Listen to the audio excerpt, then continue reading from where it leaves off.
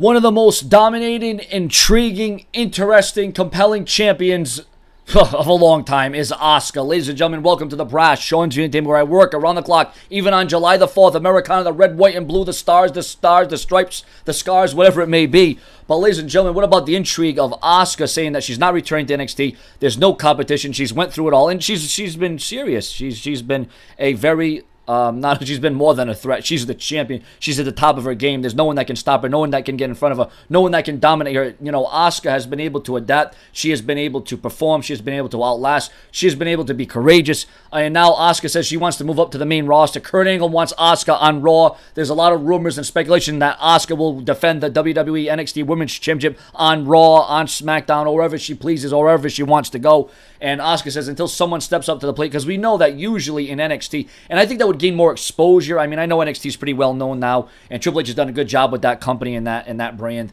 But I think to give it more exposure and, you know, to make the women's division even more prominent is feature that championship in a title defense on Raw or SmackDown, so that they can be crossovers, so there can be multi-brand matches. Because you're seeing Raw guys on SmackDown, SmackDown guys on Raw, live house shows here and there. They're trying to mix it up like Orton and Lesnar and Cena and, you know, stuff of that nature. So, you know, Asuka has every right to, you know, have this attitude and have this confidence about her, because she has been one of the most dominating champions. We have seen the booking, the perfection, the resiliency. You know, I'm not gonna come on here and I'm not gonna be like I'm the biggest fan of Asuka, because I'm not.